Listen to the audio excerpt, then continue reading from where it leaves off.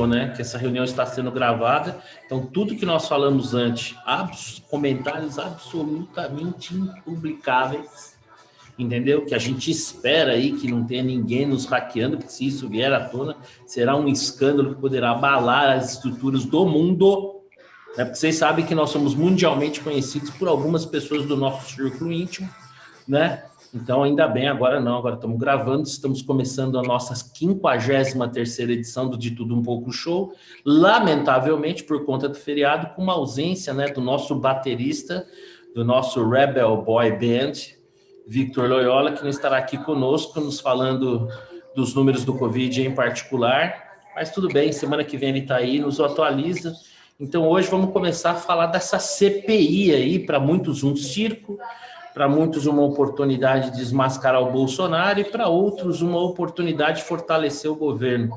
Eu queria colher aí, vou começar, hoje eu vou, Cleveland, é o seguinte, eu sempre jogo essas bolas aí, esses paralelepípedos para você, né, em função da sua qualidade como um bom volante que desarma e sai para o jogo. Mas é o seguinte, como é um tiro de meta e o time adversário está marcando a gente no nosso campo, eu não vou nem colocar o goleiro para bater tiro de meta, vou colocar o nosso zagueirão aqui, o Rodrigo Delosso, para bater esse tiro de meta lá para o outro campo, Rodrigo. Afasta a bola aqui da intermediária e conta para nós o que você está achando dessa CPI.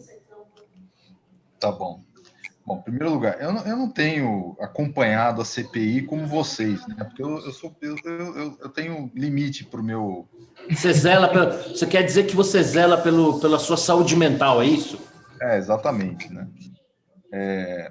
Mas eu, de vez em quando, eu leio um comentário ou outro, né? O que eu percebi é uma agressividade contra quem está a favor do governo e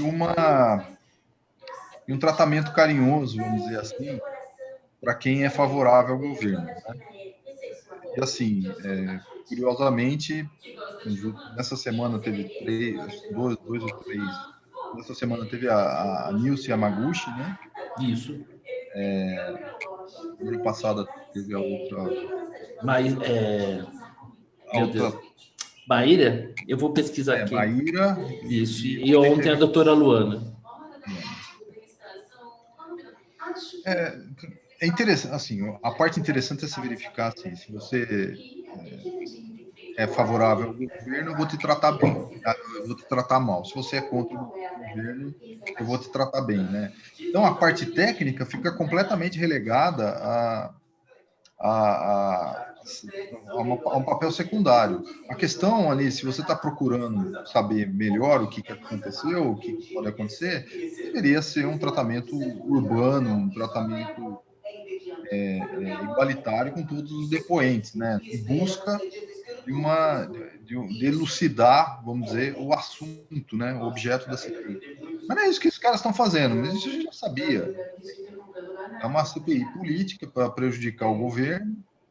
É lamentável o que está acontecendo. Eu fico meio assim, porque as pessoas acabam confundindo a sua política com a pessoa, né? Como se fosse um negócio pessoal, que a pessoa que tivesse ali favorável contra o governo, ela merecesse um tratamento diferente. Todo mundo merece o mesmo tratamento, do meu ponto de vista, um tratamento educado, etc. Se elucidou alguma coisa, não sei. Eu não sei se eles estavam sabendo o que eles estavam perguntando. É isso que eu vi algumas perguntas, outras que me pareciam meio absurdas, né? Mas enfim, acho que é um palanque ali para o pessoal, para eles sei lá, eles se divertirem, né? E diverte a gente um pouco. E você, Xará, o que acha? Como viu essa... Você concorda aí com o Rodrigão que a gente tem ali um tratamento diferente de acordo com o freguês? Tem que ter, né? A CPI é política, né? Está numa casa política, a CPI é um instrumento da minoria que o governo, na sua incompetência, não conseguiu evitar. Dois, na composição da CPI também não conseguiu emplacar. O que me parece ser a maior das incompetências, porque a minoria conseguir ter uma CPI até que vá lá, né? Pois é, porque é 1/3 dos votos. Mesmo assim, Sim. sei lá, se é minimamente articulado, você consegue evitar, enfim. E a própria composição não conseguiu, né? Tá em ampla minoria, né? Então é natural que você tenha tratamento desigual, isso aí é de se esperar, né? Porque afinal a CPI ela é sempre política, e você vai ter a defesa da sua posição, né? Quem é a favor do governo vai defender o governo, quem é contra o governo vai ser contra o governo, e isso é o esperado. O que não justifica a falta de urbanidade. Eu não assisti nenhum depoimento nessa semana, né? Foi a Semana das Médicas, não consegui assistir. Eu pego pelo que eu assisti do presidente da Pfizer, que eu, né, assisti mais longamente, e teve momentos que eu falei, pô, o cara é presidente de uma multinacional, o CEO, né? E tratado como se fosse um garoto de recado. Então, de fato, assim, falta urbanidade, que independe, você pode explorar politicamente, né? Você pode ter uma posição clara, enfim. Né? Isso não justifica a falta de educação, né? Óbvio. E aí, Cleveland? Agora você não pode reclamar, né? A bola já chegou mais redondinha para você. Qual é a sua impressão aí dessa última semana de terror da CPI? Eu vi muito pouco também, Marcelo, mas o pouco que eu vi, eu achei assim, deprimente para um lado e para o outro. Achei deprimente que fizeram com a médica. Como é que é o nome dela? Nise, né? Nise Yamaguchi. Achei deprimente que fizeram com ela. Achei assim, não deixaram ela responder. Nos poucos momentos que eu assisti, eu fiquei com vergonha de ser brasileiro e ter um congresso desse tipo. E eu não sei se coincidência ou não, quando eu coloquei ontem no depoimento da outra médica, doutora Luana, eu peguei um senador do Rio Grande do Sul, um pecuarista, que me deu pena dele, né? Porque ele, com toda a grosseria dele, ele tomou uma invertida assim pesada da mulher. Mas eu acho assim, você não precisa fazer isso. E você não está colocando alguém que vai ser acusado por qualquer coisa lá. Você está pegando depoimento de pessoas que participaram desse processo. E pessoas que, de uma forma ou de outra, foram como conselheiros do governo em questões pontuais. Então, se você daí sair atribuindo tudo, tirando conclusões do jeito que fizeram, eu acho assim, deprimente. Sabe, desde a minha época de Brasília que eu vejo isso e só piora. É impressionante. Olha, eu vou dar minha opinião. Vocês sabem que eu tenho uma porção masoquista, né? E aí eu fico assistindo a CPI, minha atividade profissional me permite que eu deixe lá, fico no fone e fico tocando a vida. Assim, é assustador. O Congresso, né? Não é à toa que os senadores e os deputados são parlamentares, né? Parlamentar vem de parlamento, vem de parlar, vem de falar, né? Então é a casa onde se fala, né? É a casa onde se debate.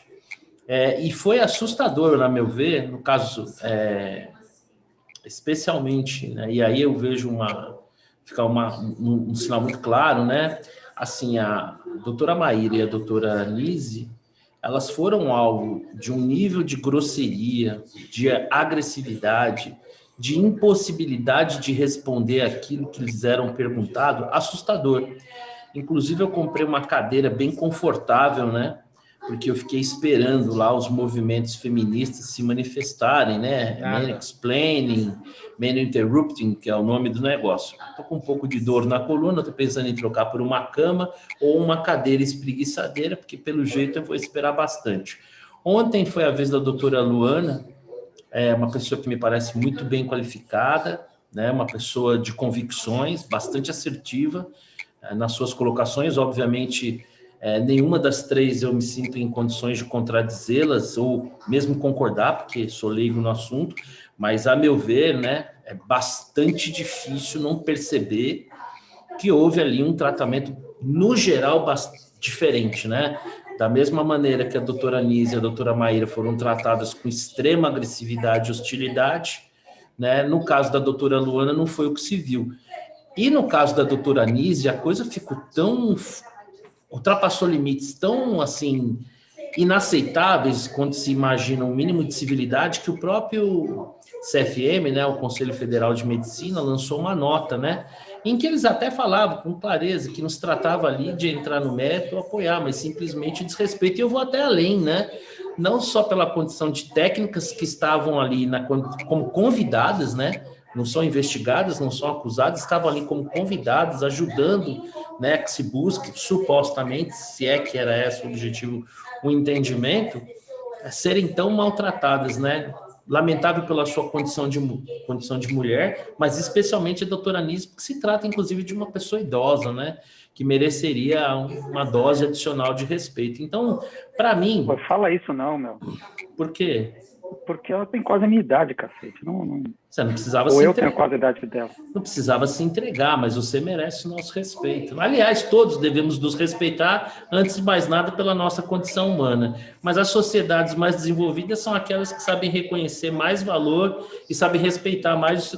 São aquelas que cuidam das suas crianças e respeitam seus idosos, coisas que a gente não tem feito muito. Então, para mim, assim, é lamentável. Claro que não dava para esperar muita coisa mesmo de uma CPI, né, que tem como relator a figura do Renan Calheiros, né? Então, agora, eu sigo com a convicção de que essa CPI foi concebida... Eu até desconfio que o Renan Calheiros talvez esteja trabalhando disfarçado para o governo, e essa CPI foi feita, assim como a divulgação daquela reunião ministerial, com o objetivo de favorecer o governo, porque a forma como as coisas estão sendo conduzidas é algo lamentável. Então, assim, em relação à CPI, a nota triste que fica é a falta de civilidade, é a forma como os senadores se comportam. Eu, particularmente, me chamou um pouco a atenção Tasso Gereissati, né? Sempre tive ele numa conta, assim, de um político intelectualmente acima da média, mas não sei, achando ele até um pouquinho gagá. Pode ser impressão minha só. Bom, vamos seguir aqui agora, né? Falar dessa semana aí, o IBGE divulgou o PIB do primeiro quadrimestre e surpreendeu, né? Veio acima das expectativas do mercado. Eu queria ver com vocês aí como é que vocês recebem esse número. Bom, como a gente fala para um público adulto, talvez temos aí um bom sinal ou é só tesão de mijo? Quem é que se candidata a responder? Bom, o Xará tá rindo mais.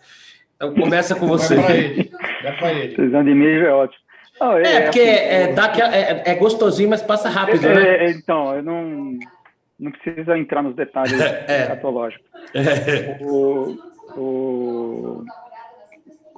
Enfim, teve uma surpresa, né? Aliás, essa surpresa já estava pintando, ela veio mais do que já estava pintando, né? Porque Sim. Os dados de fevereiro, março já tinham, né? E os relatórios Focus, acho que, se eu não me engano, são 6 ou 8 semanas que as projeções para o ano vêm aumentando, já estava né? saindo números surpreendentemente positivos, porque, na verdade, o mercado ele tinha refeito as contas ali início do ano, porque a segunda onda veio forte, vai parar tudo de novo. O fato é que não parou, ou parou muito pouco, ou voltou muito mais rápido do que antes, né? Então, eu acho que esse foi o erro aí do mercado.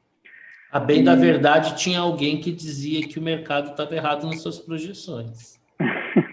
Começa com Paulo e termina com Guedes. Aí você... Não, veja só. Então, vamos lá. Que o Guedes, ele fala de um processo mais longo. E aí é que a gente entra no detalhe do número, né? Que teve muita coisa de não explicado, né? Que o pessoal chama de estoque, que a gente não sabe exatamente o que não é explicado pela demanda, né? E muito do setor externo, né? Então, precisa qualificar um pouco esse número. Mas, tendo dito isso, certamente foi um número muito bom e que deve dar espaço para você ter um PIB esse ano de 5, o que nos faria voltar para o PIB do último trimestre de 2019. Né? Esse quer dizer, recuperar a perda de 2020. A tal da recuperação em V? É a tal da recuperação em V, né? Para voltar depois para a mediocridade, que é 1% ao ano. Né? Então, esse essa leitura. É incrível, né? Sempre uma pitada, né? Sempre uma fustigada, é um coração atormentado, impressionante. Bom, já que eu estou buscando um pouco de otimismo, deixa eu falar ali com o Cleveland. Ô, Cleveland, esse número do PIB, ele veio acompanhado aí de uma bela acomodação no câmbio, né, com o real se apreciando significativamente e também com algumas grandes casas revendo a relação de dívida, né?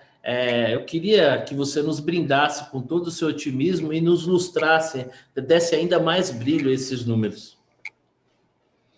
Marcelo, olha só, eu vou voltar àquela velha tecla que eu bato sempre. Ficar olhando dado de curto prazo não diz absolutamente nada sobre o futuro. Então, enquanto a gente não resolver o problema estrutural, é caminho abaixo, ladeira abaixo. Sobe um pouquinho, desce um pouquinho, 530 quilômetros, e vai, e não se resolve.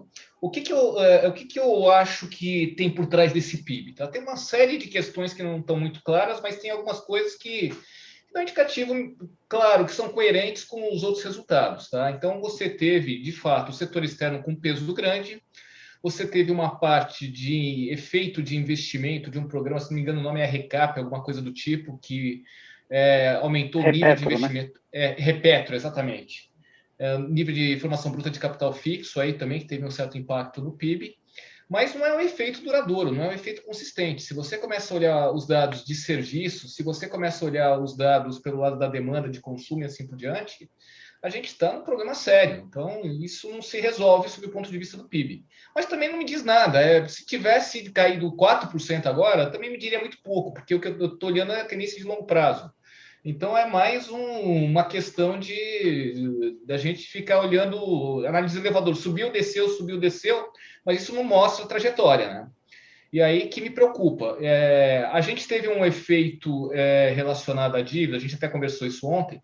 Sim, a gente teve uma melhora das contas públicas, sim, mas de que forma? Ao invés de você resolver a parte estrutural, você está resolvendo, segurando, achatando gastos e deixando a inflação subir. Então, você arrecada mais. Então, de certa forma, é o pior dos mundos, né? Porque você está tentando fazer um ajuste que é um ajuste que a gente não gostaria de fazer, via inflação. E que não vai durar, porque a pressão da inflação vai fazer com que as demandas dentro do setor público se elevem. E isso vai fazer com que daqui a pouco a gente aumente gasto de novo. Então, infelizmente, a trajetória não é consistente. E não é questão de ser Bolsonaro ou não ser Bolsonaro, não é questão de ser PT ou não ser PT. É questão que a gente não, por alguma razão relacionada a tal da nossa democracia, a gente não consegue resolver o problema de longo prazo. A gente fica jogando para frente, a gente fica... E o problema é quando quanto mais para frente a gente joga, mais para trás a gente volta. Então, é isso que me assusta. Observem a linguagem corporal. Cara, é impressionante. Desde 1986, lidando com essa classe desalmada dos economistas, mas eu consigo a cada vez me surpreender ainda mais quanto gelo cabe nesses corações. Bom, deixa eu tentar ver se eu consigo pegar ali um... Ele já fez uma cara de que não vai ser o caso, mas tudo bem. Deixa eu ver se eu consigo pegar um fiozinho de esperança. Poxa, eu tão ingênuo, estava tão feliz. Poxa, PIB acima da dívida, o dólar acomodando um pouco, que bom, né? PIB acima da expectativa, dívida sendo revista. Rodrigo, e aí? Vai ser em você que eu vou encontrar alguma faísca de otimismo ou você se junta ao ceticismo dos nossos colegas? Explicar esse resultado é fácil, né? Você diminuiu a base do PIB, então para aumentar, qualquer coisa que aumenta bastante, né? Daquela sensação momentânea. Era que naqueles crescimentos da Argentina, né? Então, caiu, sei lá, 4,1% o ano passado. A 99 subiu 1, dobrou, né? Tá melhorou, mas assim, a gente melhorou em relação a quê? Não melhorou em relação a nada, a gente só está saindo um pouquinho do atoleiro que a gente estava. Não vejo, eu compartilho aí da ideia dos colegas, eu nem entendo tanto desse assunto, mas eu estou percebendo um movimento de commodities aí para jogar o câmbio, para valorizar aí o real, né? E vai ter fim. A balança comercial também foi favorável.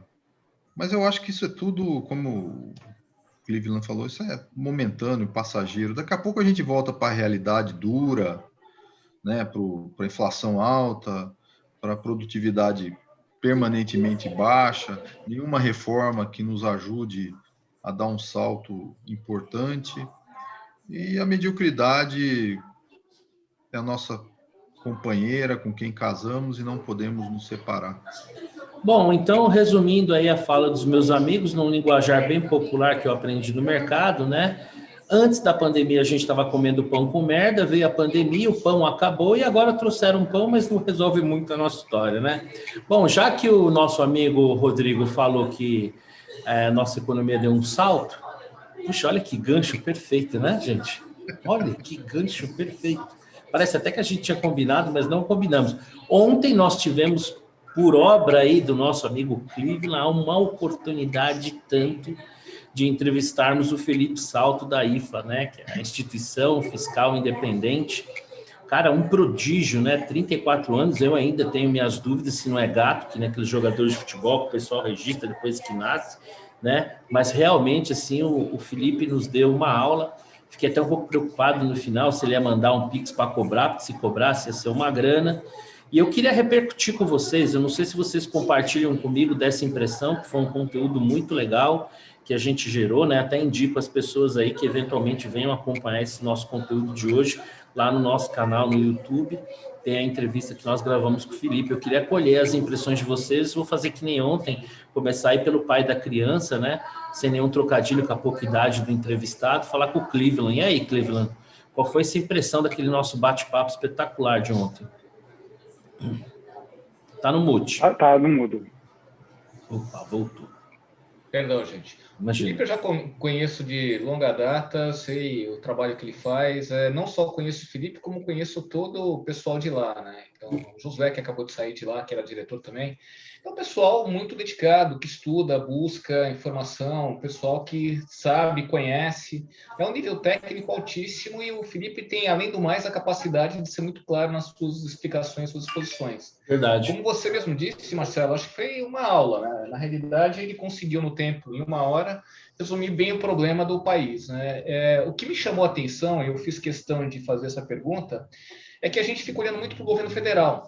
Só que uma parte disso também vem de estados e municípios, né? Alguns estão mais certinhos, mas outros vão com o tempo piorar. Se você não começar a resolver hoje o problema da previdência estaduais, lá na frente essa bomba vai estourar para tudo quanto é lado de novo. Então isso vai ser transferido para o estado. Então não adianta você resolver só a questão do governo federal. Acho que tem muita coisa aí para a gente fazer, muito caminho para trilhar, e o Felipe mostrou claramente isso. Acho que o que ele trouxe para a gente foi a verdade nua e crua do que tem acontecido, né?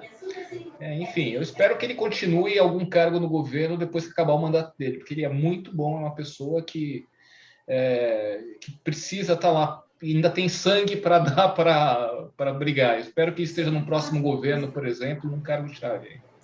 Ontem eu ainda comentava com ele, né? Ao final, até agradeci ele como cidadão brasileiro, porque de fato ele presta um grande serviço, né? E aí, Xará, ontem você estava também, assim como todos nós, ansioso por aquela oportunidade, né? Até comentou que tinha inúmeras perguntas, mas fez boas perguntas para ele no tempo que a gente tinha. Qual foi a sua impressão daquele nosso papo ontem? É isso que o Cleveland falou, um sujeito, eu não conhecia pessoalmente, né? Eu só sou usuário do trabalho dele, né? Do IFI.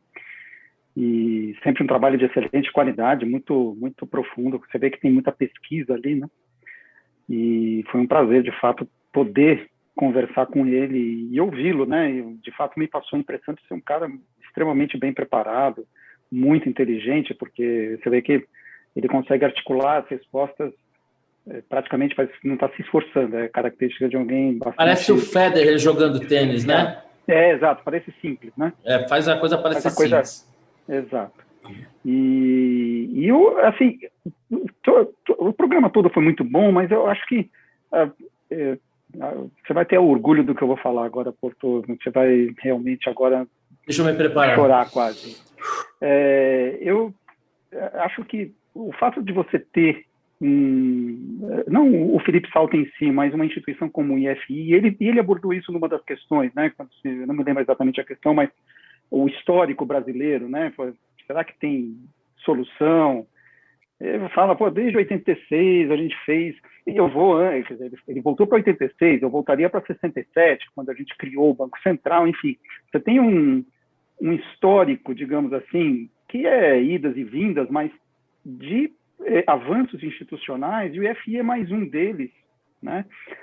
Conjugado com pessoas muito bem preparadas, em cargos técnicos. Então, o fato do governo brasileiro, e aqui governo é o todo, né? O aparato, poder, né?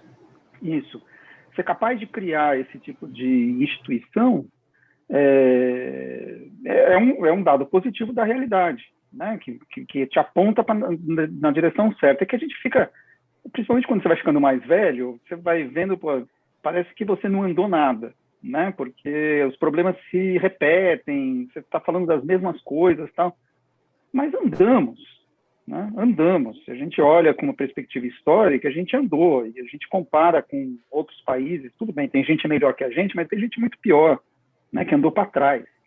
Então, assim, o Felipe Salto e o IFI são, digamos, sinais, símbolos desse avanço. Boas, né? Notícias. Pelo bem ou pelo mal, né? Ele surgiu, tudo bem que ele falou que a ideia era antiga e tal, mas claramente depois das pedaladas, né? Eu falei, puta, fomos pegos de surpresa aqui, a gente não tem nada para controlar esse troço, então teria que acontecer o desastre, como tudo no Brasil, né? Você põe a tranca depois que a porta está arrombada. Mas colocamos, né? Ficou mais difícil você ter outro episódio que nas pedaladas. Vai ter alguém... Porque eu lembro que, na época, o único cara que estava apontando o que estava acontecendo era o Mansueto, no blog dele.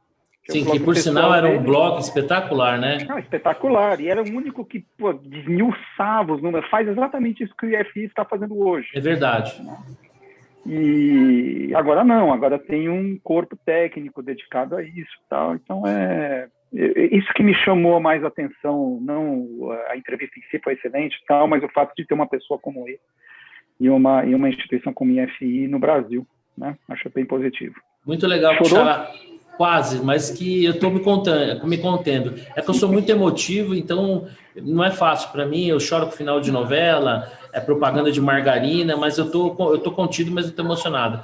O Xará falou uma coisa muito legal, né, da importância da gente ter um órgão como esse, e que ele, de fato, sinaliza um marco, né, mais uma daquelas pecinhas que a gente vai colocando nesse mosaico aí que a gente constrói ao longo do tempo. E uma coisa legal, Rodrigão, que o Felipe falou ontem, foi o fato de que determinados acompanhamentos, determinadas informações geradas pelo FI gerou uma reação no governo, né? De gerar alguns tipos de divulgação de informação. Como é que você viu esse nosso papo ontem, essa questão em particular? Bom, em primeiro lugar, para a nossa audiência, eu acho que vale a pena ver a entrevista que nós fizemos com o Felipe e que está lá no nosso canal lá. Foi muito esclarecedora. Apesar da gente, foi boa, né, Rodrigo? Apesar de nós, nós fizemos entrevistas assim 2 vezes anteriormente. Tem que dizer que o nosso sarrafo, nossa qualidade aumentou bastante. A próxima vai ser difícil de bater essa do... Verdade. Sem nenhum demérito aos convidados anteriormente, né? Mas de fato, a gente está Felipe... aprendendo, né? Exatamente. Aprendendo, né? A entrevistar melhor, a focar melhor as questões. Eu conheço o Felipe faz muitos anos, eu trabalhei com ele, também faz mais de 10 anos eu trabalhei com ele, ele estava bem jovem, ele ainda estava na faculdade quando eu fui trabalhar com ele. Ele tem uma vantagem, por que ele chegou onde ele chegou até hoje, né? Tem uma razão, a razão que ele sempre foi focado, ele sempre soube onde ele queria chegar. Eu tive essa impressão também. Isso ajuda muito a ter uma trajetória mais rápida. Então, como ele tinha muito claro o que ele queria fazer, onde ele queria chegar e tudo mais, deu esse resultado. Na época que eu estava conversando com ele, estava terminando a graduação, e até quis que ele fosse fazer doutorado comigo, né? Mas ele preferiu fazer fazer um mestrado. Ele fez o mestrado, mas ele não foi comigo, infelizmente. Se tivesse sido, eu acho que ele não teria tido essa trajetória também. Então, eu fico muito contente. Não se deprecie. Não Polícia, porque às vezes A área, né? É a área. A área, né? É diferente. No mérito, o que eu posso dizer? Foi perfeito, né? Ele sabe muito o que ele tá tratando, ele responde com muita propriedade, com muito conhecimento, com muita bagagem, né? E isso é que engrandeceu bastante a nossa entrevista. E uma coisa importante que eu queria destacar é que me pareceu assim uma posição muito técnica, uma posição sem ideologia, sem nada, o que me deixou bastante contente. Fora isso, eu acompanho ele como eu disse, desde quando ele terminou a graduação. De vez em quando a gente troca umas ideias aí, mas agora ele ficou mais ocupado, tá sendo difícil de eu trocar ideia com ele. Olha, eu vou compartilhar com vocês o seguinte, né? Eu, como vocês sabem, estou no mercado financeiro faz bastante tempo, o que me proporcionou assim uma privilegiada visão da história recente do nosso país, né? Eu entrei no mercado com a redemocratização do país, né? Então acompanho todos esses processos eleitorais, todas as crises desde então. Como eu falei ontem, fui batizado lá com a decretação da moratória e com o crash da Bolsa de Nova York. Uma coisa que eu gostei, repercutindo aí o que o Xará falou, e que eu sempre chamo a atenção, obviamente que os nossos anseios são para que as mudanças aconteçam na maior velocidade desejável, né? Eu não queria um Brasil melhor para meus filhos nem para meus netos, né? Eu queria um Brasil melhor para mim. Só que quando a gente coloca a coisa em perspectiva, quando eu olho para trás, né? Eu nasci num país com censura, com tortura, em que a gente não escolhia os nossos governantes, a gente não tinha liberdade de expressão, né? Cada sala de aula numa universidade tinha lá um agente de repressão, quanta gente pagou com a própria vida por expressar a sua opinião. Essa ideia de democracia, que ainda é frágil, um dia já foi muito mais frágil que isso, porque muita gente hoje que se apresenta como tendo lutado contra a ditadura, não lutou de fato por uma democracia, lutou por um outro tipo de ditadura. Uma das coisas que eu gostei muito, né, foram as medidas ao longo da história, né, que o Felipe mencionou e que o Xará foi até anterior ao que ele disse, né, com a criação do Banco Central, né, e todas as questões, né, do governo Sarney, a questão da divisão das contas públicas, no governo Collor mesmo, né, o fim dos títulos ao portador, a abertura da economia, o governo Itamar com o início da implementação do Plano Real, o Fernando Henrique Cardoso com as privatizações, com a estabilização da economia, o próprio primeiro governo do PT, acho que teve um papel importante no sentido de avançar nos programas sociais. Então, a gente vem construindo uma história, né?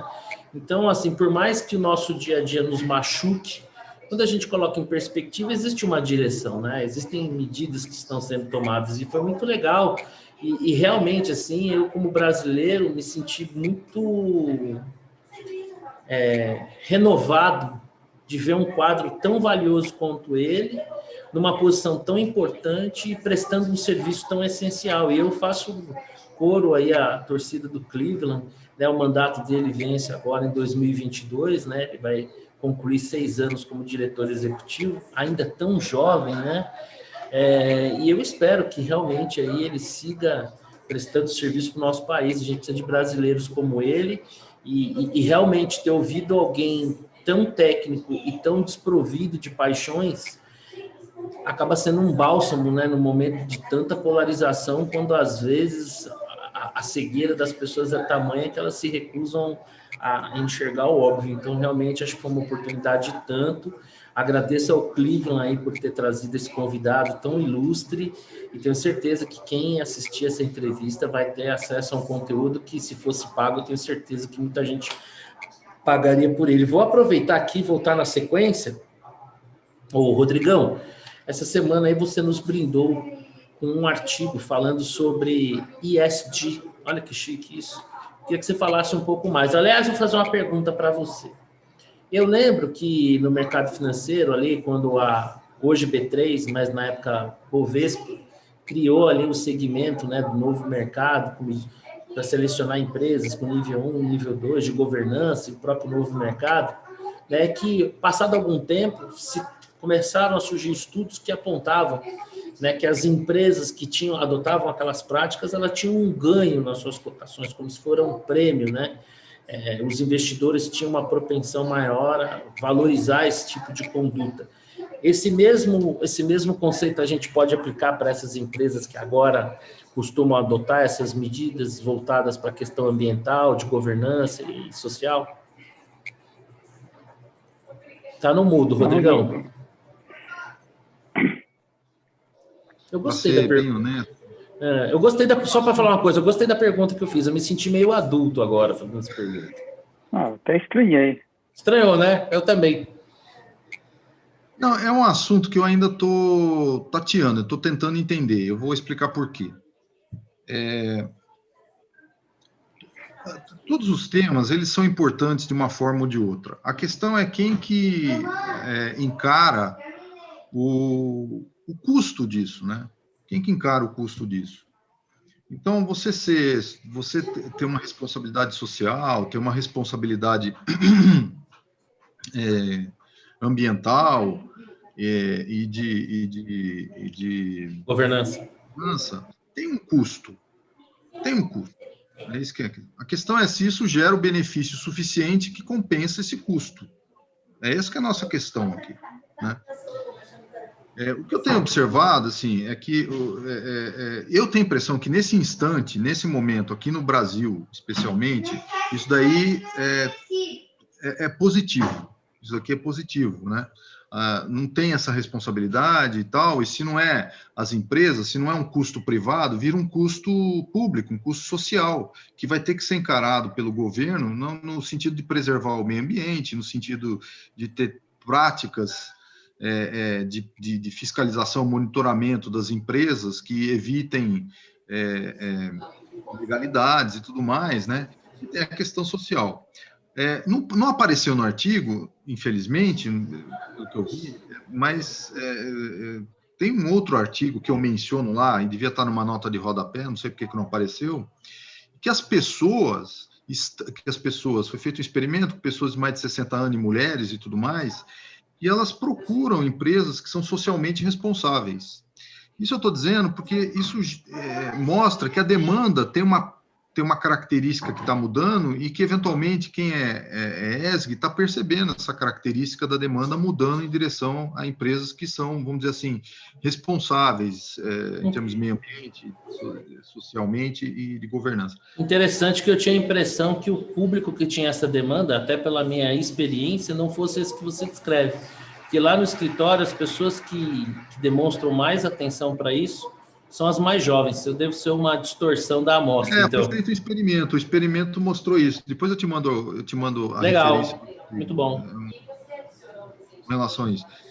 Então, o que eu acho? Assim, tem esse aspecto que eu acho que nesse instante é positivo. Tem um aspecto que tem a ver com o meu interesse, é por isso que eu comecei a pesquisar um pouquinho sobre esse assunto, que é a questão da infraestrutura. Então, concessões e PPPs, né, parcerias público-privadas, que são socialmente responsáveis, que têm uma governança mais positiva e têm uma preocupação com o meio ambiente, elas têm vantagens em termos de conseguir financiamentos, de conseguir recursos para desenvolver aquele tipo de concessão, aquele tipo de projeto, né? Então, isso em caráter nacional ou de forma global? No mundo ou no Brasil? Não, é no Brasil, o Brasil está engatinhando em forma global de um modo geral, né? Só que aí tem essa vantagem, vamos dizer. Então, essas vantagens elas vão ser capturadas pelas empresas. Então, aí que eu falo, né? Qual é o custo e o benefício? Se tiver um benefício suficiente, me parece que isso é uma boa prática, né? Se a gente não cuidar do meio ambiente, mais para frente, o governo, o Estado vai ter que cuidar. E, para isso, ele vai eventualmente onerar ainda mais devido à ineficiência do Estado. Então, quando eu penso assim, olha, putz, tem uma empresa que é eficiente, que vai tratar da questão de meio ambiente, da questão de governança, da questão social, me parece que esse investimento é eficiente do ponto de vista da sociedade, porque ele vai ser muito mais bem gasto. Esse dinheiro vai ser muito mais bem gasto do que se depois você transferisse para o Estado e o Estado começasse a tomar essas outra coisa também, Rodrigão, é que essas empresas elas diminuem, eu imagino que elas possam também diminuir os seus potenciais passivos, né? Porque, Não, por isso exemplo, a funciona. questão, né? Questão ambiental, por exemplo, uma multa. Não sei, isso eu não sei, mas assim, eu acho que vale como marketing, tem que entender isso, que vale como marketing para a Assim, sem empresa. dúvida. Vale, tem que entender que tem uma demanda que está procurando por empresas que são socialmente responsáveis, isso é um fato, ela não é grande. E tem, como eu disse, eu acho que se é o privado que está tratando disso, tem mais chance de ser eficiente o gasto do que se fosse via Estado, né? Por outro lado, tem o Damodaran. O Damodaran, ele acha que isso é uma bobagem. Tem gente que acha que isso é meio modinha, né? Eu não sei dizer isso, né? O Damodaran fala que na parte de valuation das empresas, isso daí é um custo, não tem tanta vantagem, não é bem assim. Eu acho que a gente não sabe responder essas questões hoje com muita clareza. Eu acho que isso é uma aposta. E se ela for uma aposta boa para as empresas, isso vai continuar, é um fato. Se não for uma aposta boa, se for mais custo, isso vai desaparecer com o tempo. O ponto final é o seguinte: pode ser que para as empresas constituídas isso seja um custo maior do que uma vantagem, mas para as novas empresas, concessões e tudo mais, eu acho que isso é uma vantagem em vez de ser um custo, é um custo cujo benefício vai ser materializado ao longo do tempo. Xará, deixa eu fazer uma pergunta simples para você. É modinha ou não é? É chique falar que é ESG? Ou, de fato, o mundo está mudando, essa é uma demanda, faz sentido? Qual que é? Se você tivesse que dar um chute... Claro. No início dos anos 2000... o Rodrigo, acho que queria falar alguma coisa. Eu aprendi que ESG era Escola Superior de Guerra, tá? Mudou, né? Agora mudou. Diga aí, Xará. No início dos anos 2000, eu criei um fundo de ações que tinha como benchmark o EASY, existe até hoje. Índice de sustentabilidade. O E, sustentabilidade, eu não sei exatamente o que é o E. Bom, esse índice existe até hoje, é calculado pela Bovespa, pela BMF agora. Ou seja, não é assunto novo, né? Na época, início dos anos 2000, foi né? Nossa, precisamos estamos montando esse fundo. E sumiu, né? Agora ressurgiu, porque efetivamente você tem problemas ambientais, você tem, né, a preocupação dos jovens, né? Tá mais à flor da pele. Eu não sei se não é modinha de novo, né? Mesmo porque, eu ia justamente tocar nesse paper do Damodaran, né? E que é uma visão que eu tenho também, no final, quem vai pagar é o consumidor. É o consumidor que vai dizer se isso vai pegar ou não. Tudo bem, tem um problema de coordenação aí, porque efetivamente, é o que o Rodrigo falou, é muito mais eficiente se esses investimentos fossem feitos pelas empresas do que lá na frente pelo governo, porque não se investiu para se evitar uma catástrofe ambiental. Ponto, isso é verdade. O problema é convencer os consumidores de que eles têm que lançar mão da sua poupança para comprar um futuro ambientalmente melhor, né? Esse é o problema. Quer dizer, quando você fala, eu vou pegar um exemplo, você pega o exemplo da comida orgânica, sabe? Sem dúvida, muito melhor, tal, só que é mais caro, né? Quantas pessoas efetivamente têm condições de bancar os investimentos necessários para usina hidrelétrica a fio d'água, né? Para você não alagar, não acabar com tudo ali. Você tem uma insegurança energética, né? Então, isso custa. E quem paga é o consumidor no final. É ele que vai ser o consumidor e o investidor, né? Porque o investidor é o cara que banca esperando que o consumidor vai comprar lá na frente. Então, eu até vejo esse movimento, o pessoal manda questionário para ver se você está aderente a critérios de ESG e tal. Não vi nenhum investidor abrindo mão de rentabilidade até hoje. Assim, não, tudo bem, eu até aceito uma rentabilidade menor, contanto que você tem aderência ao ESG.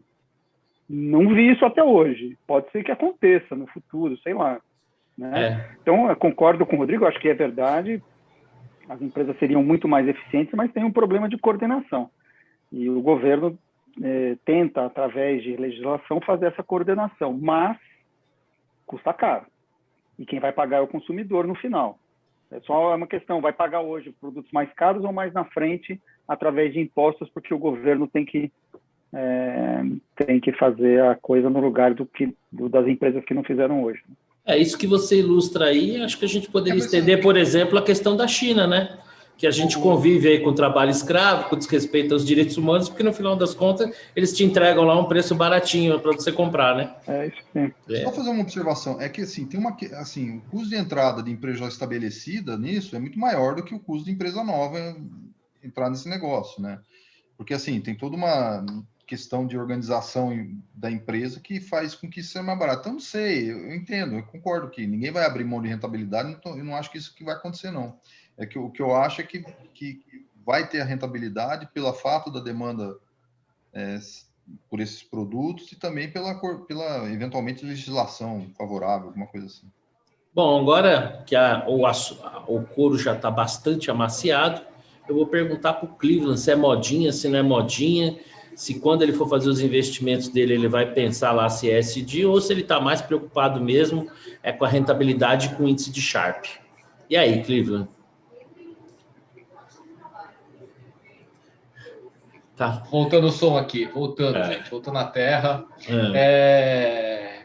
Putz, honestamente, Marcelo, é difícil, né? Porque eu acho que se você não tiver alguma coisa que seja muito coordenado, fica difícil você ter algum fundo desse tipo que realmente tem uma demanda forte. Porque no fim do dia, acho que o que as pessoas estão olhando mesmo é a rentabilidade. Individualmente, estou mais preocupado com a minha rentabilidade, sendo muito honesto. Coletivamente, até gostaria que esse tipo de coisa pudesse gerar algum resultado. Farinha pouca, né? Pois mas eu acho que aí teria que entrar um movimento coordenado, né? Porque senão um fundo perde competitividade para o outro. É muito difícil. Eu acho que deveria ter, não sei se uma autorregulação, alguma coisa do tipo, para você conseguir, mas eu duvido que isso funcione. Honestamente, eu sou muito cético com relação a isso. Eu acho que o autointeresse acaba valendo mais a não ser que você tenha algum baque muito grande, mundial, do ponto de vista de meio ambiente, que as pessoas comecem a enxergar isso, e mesmo assim precisaria de uma coordenação, acho muito difícil que isso se sustente no longo prazo. Ainda mais com a China aqui ao lado, né? É estranho você ser cético, né? Não costuma ser um comportamento assim muito associado a você. Eu fiquei surpreso agora. Mas eu acho que é o que o Xará falou, né? No final das contas, né? É a pessoa que está ali na ponta que vai determinar o interesse dela, o quanto que ela está disposta, eventualmente, no final lá, pagar mais ou abrir mão de rentabilidade por conta desse padrão. Bom, agora fazendo o sentido inverso, falando em ceticismo, né? Como é que é? O Tiririca falava, pior que tá, não fica, né? O Cleveland é o anti-Tiririca, né? Pode ficar assim, né, Cleveland? Marcelo, mas olha só, vamos lá. Não sou eu, né? Não, eu tô de sacanagem. Eu acho que suas colocações são sempre muito ponderadas e sempre prudentemente chamam a nossa atenção para que otimistas como eu não quebrem a cara assim, ou se quebrem a cara não tão fortemente, como mereceriam, talvez. Você está perguntando sobre o artigo dessa semana. Exatamente. Um artigo que eu escrevi com o César Matos, que foi secretário deste governo, né? Inclusive, deste governo. A gente não está falando de outro governo, está falando deste governo. Ele esteve lá, a gente se conhece de longa data, a gente trabalhou junto no governo e o que a gente procurou fazer é só reforçar algo que está todo mundo vendo. Aliás, a gente pegou só 3 pontos dessa MP que foi transformada no projeto de lei que está lá no Senado. Mas 3 pontos que geram uma distorção imensa no mercado. Está todo mundo vendo isso. Você fala com qualquer pessoa do mercado e percebe isso. Primeiro, você está tentando criar um subsídio cruzado para termoelétricas onde não existe, onde você não precisaria, você vai gerar um custo enorme. Segundo, você está esticando um fundo que é para atender determinadas regiões que já deveria ter sido extinto. Mais subsídio cruzado dentro do setor, mais conta para o consumidor pagar. E terceiro, você está olhando para as pequenas, você está criando uma demanda cativa que não tem escala e que vai se refletir em mais custo. Então, o que você está fazendo, em última instância, ao invés de você fazer uma discussão mais ampla dentro do orçamento, com eventualmente direcionamento de recursos, discussão com toda a sociedade para saber se está disposto a não pagar, você está jogando lá dentro e as pessoas não têm ideia do que está acontecendo. Mas essa conta vai chegar e vai ser muito cara. Então, você criou um monstrinho que, a pretexto de você privatizar uma Eletrobras, você está criando custo para todo o setor. E isso, a conta vai chegar. Infelizmente, é isso que acontece. E não sou eu que estou dizendo, é todo mundo que está vendo. A gente só reforçou algo. Sem falar de outros problemas que eu já falei antes, né? Mas o artigo teve por base a ideia de tentar alertar um pouquinho mais o tamanho da encrenca que está pela frente. Ô, Cleveland, duas perguntas aí. Primeiro, a que você atribui essas distorções que parecem tão claras à luz da razão? Existe algum interesse que foi defendido aí, que não é o interesse da coletividade de desenvolver o melhor modelo? E a segunda pergunta, o Senado, você acredita que o Senado vai funcionar aí como um bom martelinho de ouro para tentar arrumar esses erros do projeto? Ou caixão e vela preta? O interesse é nítido e foi claramente colocado pelo próprio relator, que ele tem interesse nessa história. Então, o próprio relator resolveu fazer cortesia com um chapéu alheio. Então, é nítido. O que ele fez foi para atender a base dele, para atender todo o lado dele. Então, é nítido. Eu não tenho nenhuma dúvida de que tem a mão dele e para atender o que ele gostaria que acontecesse. Martelinho de ouro, eu não acho que vai dar conta disso, não. Acho que vai ter que ser um belo do martelo daqueles enormes de... Tem que pôr no ciborgue, né? Não sei se vocês sabem, ciborgue é aquela peça gigante que tem nas oficinas, quando entorta o chassi, que os caras colocam lá, estica para tentar voltar o chassi para a forma. Então, você acha que vai ter que colocar... Mas você acha que o Senado vai funcionar como essa última linha para salvar essa MP e trazer alguma racionalidade de volta, ou os jabuti vão ficar lá onde eles estão? Marcelo, eu vejo da forma como está e com todo o jogo político que está passando em Brasília, pelo que eu tenho acompanhado, vão deixar caducar. Porque é tão difícil você resolver, e você resolver vai ter que mandar de novo para a Câmara e você não sabe o que vai sair, que a ideia que quem está trabalhando em cima disso deixa caducar esse negócio, esquece, porque do jeito que está, melhor não aprovar. E para voltar, fica muito difícil. Então, eu vejo uma possibilidade desse negócio não passar, esse negócio voltar para estaca zero. O Rodrigo Pacheco, ele não tem se mostrado muito fã da ideia, se não estiver enganado. E aí, Xará, você acha que vão colocar no ciborgue ou acha que, como o Cleveland colocou aí, essa coisa vai caducar ou nós vamos parir aí esse bicho estranho? Eu só queria fazer uma observação antes de responder. O governo Dilma, a MP 579, ela introduziu uma série de distorções no mercado que, enfim, e não tinha nada além das distorções. Essa, pelo menos, traz de brinde a privatização da Eletrobras, né? Então, por pior que seja, eu sei que estou aqui praticando o arabautismo, né? Mas, de fato, pelo menos você tem a privatização da Eletrobras de brinde, né? Aí, é assim que se fala, Xará, é isso aí. Olhar para frente, o lado bom. Agora, eu não sei, eu não estou muito certo que vai caducar não, viu? Porque tem muito interesse. Você sabe que essas coisas que foram, esses jabutis que colocaram, para mim é mais garantia de que vai ser aprovado do que não, porque justamente atendeu vários interesses. Agora tem um monte de gente querendo aprovar esse negócio, porque tem vários caras que estão ganhando, né? Então, não sei, não estou muito certo que vai caducar, não. E vai ser com todos esses jabutis aí, a gente vai ter que conviver com eles. É o famoso conceito de passar a boiada, né? Vai ter muito, sei lá. Acho que tem um mérito, entre muitas aspas, né? Que é o que você agregou vários interesses que vão empurrar essa MP para frente. Tem gente que chama isso de articulação política, né? Ô, Rodrigão, e aí, como é que Agora eu devolvo a bola para você, você falando aí do artigo do nosso amigo Cleveland, qual é a sua perspectiva? Eu acho que tem quase que uma unanimidade entre as partes que não tem nenhum interesse envolvido de que essa medida provisória ela é bastante contraditória, confusa, longe do ideal. Mas o que você acha? Passa, não passa? Vamos parir esse... Eu espero que não passe, pelo que eu entendi dessa medida provisória, porque eu li...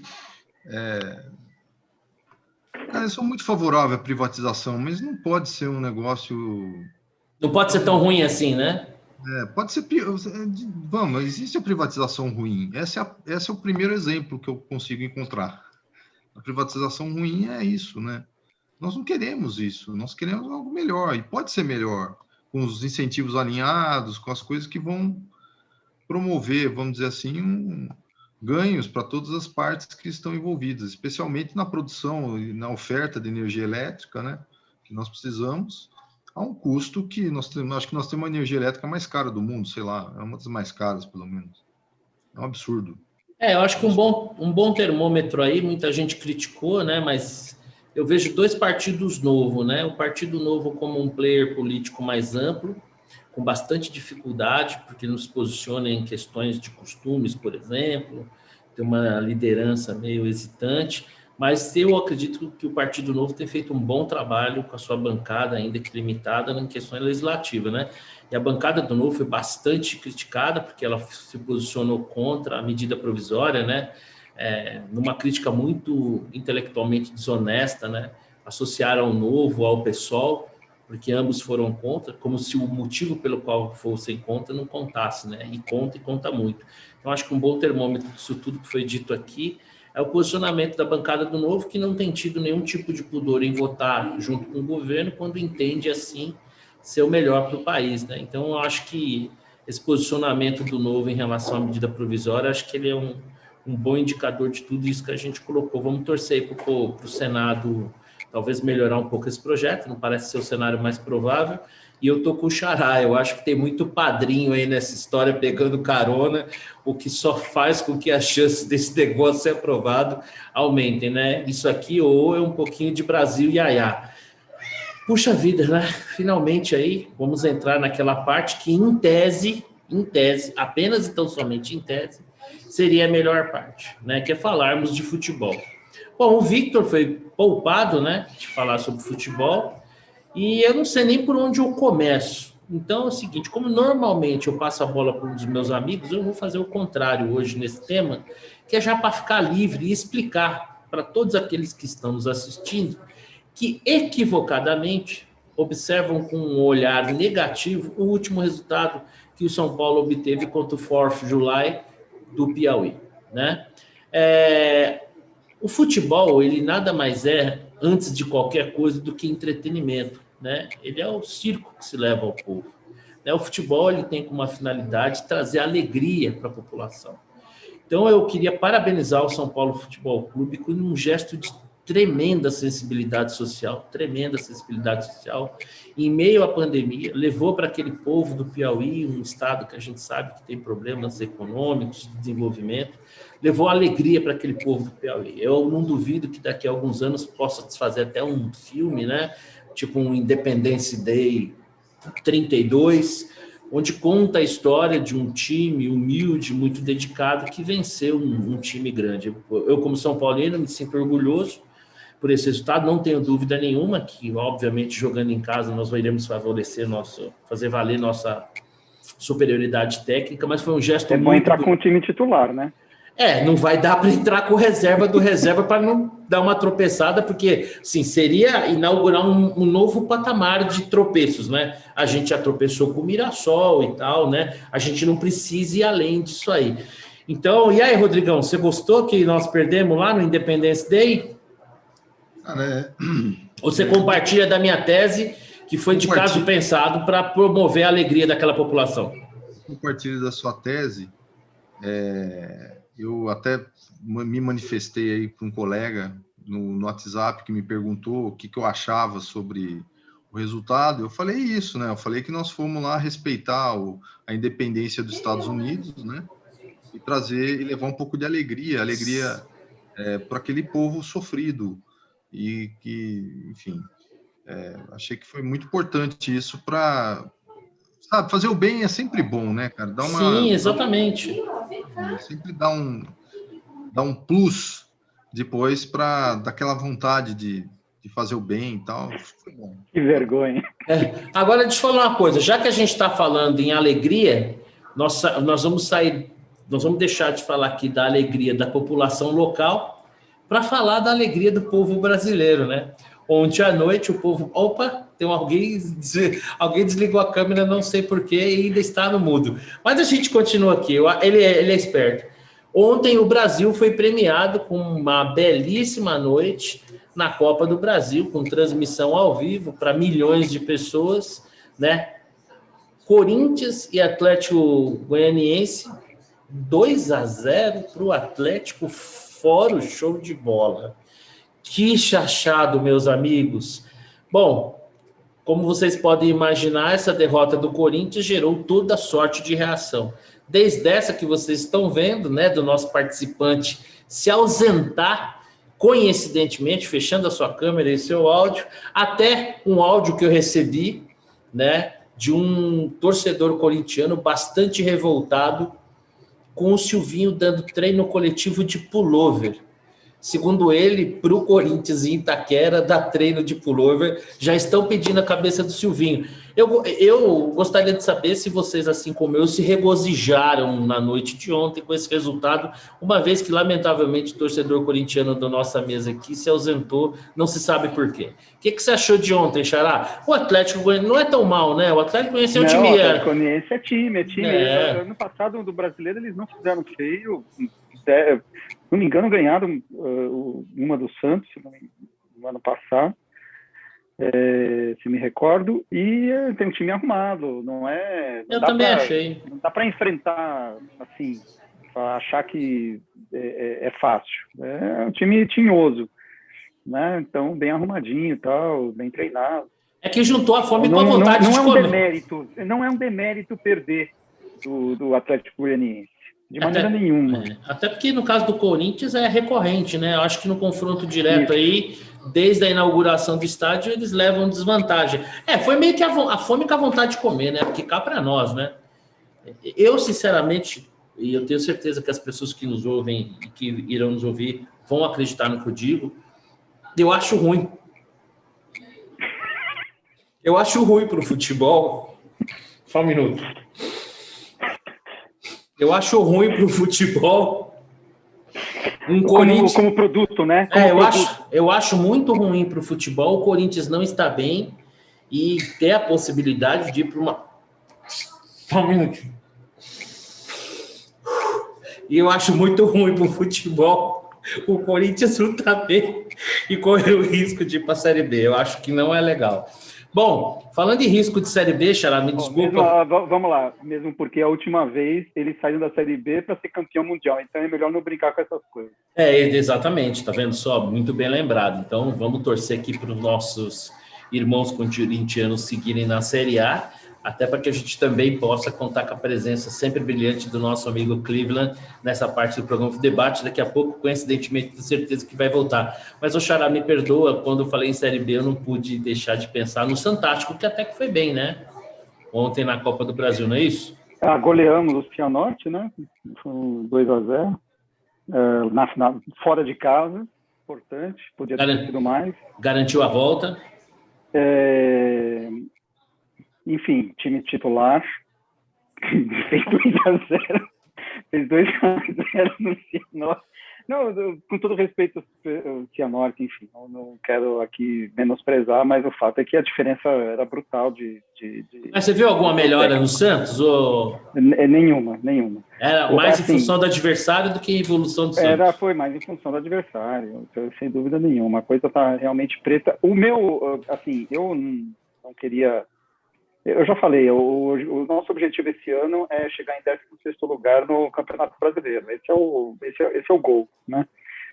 Se conseguirmos passar por esse ano que vem vai ser melhor, a gente vai conseguir contratar e tal, mas esse ano está difícil. Bom, superado o tema futebol, a não ser que o meu amigo Rodrigo queira falar mais alguma coisa, vamos torcer para o Cleveland, coincidentemente, voltar Aqui eu acredito que... Olha aí, rapaz, que coincidência. Vamos começar... Tá no mudo ainda. Falta de vergonha na cara, mas tudo bem. Então... E aí? Opa, Como é que tudo tá o bom? papo aí?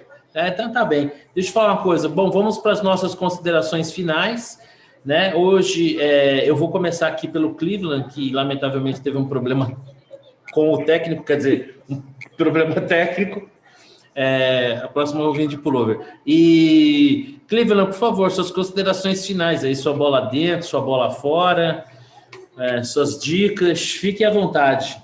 Não, bola dentro eu vou mandar para o Felipe, né? Que ele deu a famosa aula para a gente, que a gente já comentou hoje aqui. Eu recomendo que todo mundo que possa assista nossa entrevista com o Felipe Salto. Foi, assim, excelente, assim, uma clareza ímpar. Bola fora. Putz, tem tanta gente para dar bola fora. Por quem que eu vou dar? Não, Bolsonaro não, né? Bolsonaro já tem Bolsonaro deixa que eu dou. Bolsonaro deixa que eu dou. Tá, deixa eu ver. Congresso por desrespeitar os convidados que vão lá falar. Pronto. Dica da semana? Pior que não, viu? Não tenho. Frase da semana não. Eu paro por aí, vai. Eu vou voltar para o meu jogo aqui do Liverpool, que tá dando mais certo aqui. Peraí. Tá bom. Ô, Rodrigão, e você? Quais são suas considerações finais? Aí ia dar bola fora pelos maus tratos aos depoentes na CPI, né? Se eu acompanho o Cleveland. Bola dentro ao Biden por ter pedido a investigação sobre a origem do Covid. Quem sabe isso esclarece alguma coisa para a gente. Mas, Rodrigão, esse negócio de falar que eventualmente poderia ter sido um acidente, um negócio criado em laboratório, que eventualmente teria uma finalidade de uso militar, isso aí não era negócio de terraplanista? Agora não é mais? Não, agora não é mais, agora mudou o discurso, agora não tem teoria da conspiração mais. É interessante como muda rápido, né? Nada como o tempo, né? E vai mudar também com relação ao tratamento ambulatorial, que não pode falar do outro jeito, com a Ivete, sei lá, vai mudar. É uma questão de tempo para mudar e para as pessoas perceberem, né, que está funcionando lá no México, que está funcionando na Índia e que funcionaria no Brasil tivéssemos nós adotado esse protocolo anteriormente e evitado a morte desnecessária de um monte de gente. Então, a bola dentro para o Biden aí para investigar, pelo menos, né? Para a gente saber melhor o que aconteceu. Dica, eu vou dar uma dica assim, um pouco estranha, né? Porque é de um filme antigo. E é de um filme brasileiro, mas é o que eu acabei assistindo esse final de semana e gostei bastante.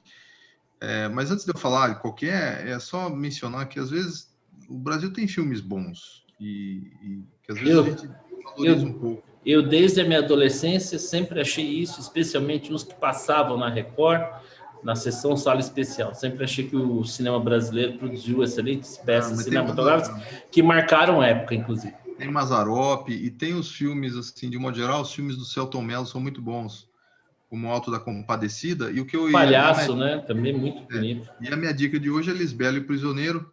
É um filme muito bom. Do início da década de 2000 e é muito divertido, né? É muito divertido. Então, essa é a minha dica para hoje. E aí, Xará? É contigo. Deixa eu compartilhar minha tela aqui. Pode compartilhar. É sempre isso que eu falo. Tem níveis de tudologia. Né? Tem níveis. Isso aqui é o benchmark. Que isso. Inclusive a qualidade da imagem do logo tá melhor ainda. Tá melhor, porque eu peguei outra fonte aqui. Muito bem. Então, melhorei. Isso aí, parabéns.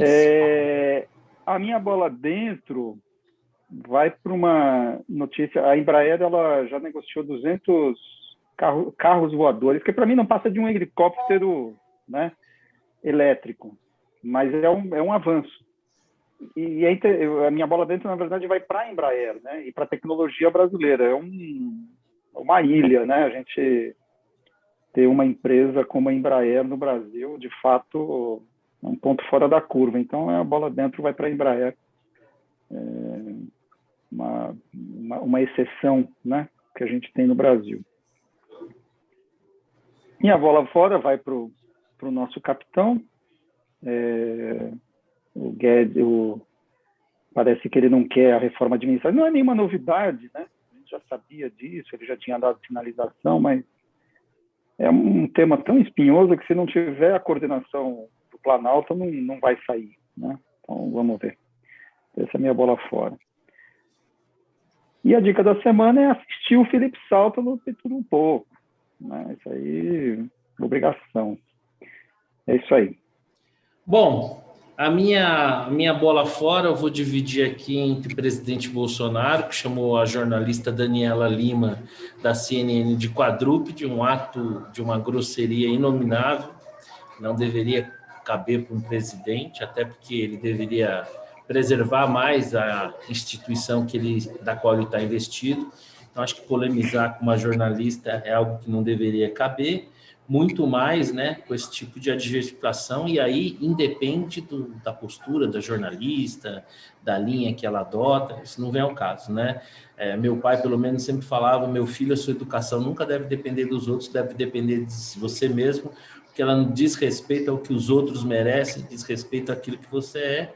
Então, a minha bola fora para o presidente por conta disso. E eu também divido a bola fora com o senador Randolfo Rodrigues, né? Por toda a sua desonestidade intelectual, por toda a sua histeria e pela faxina que ele andou fazendo aí nos seus vídeos no YouTube, né?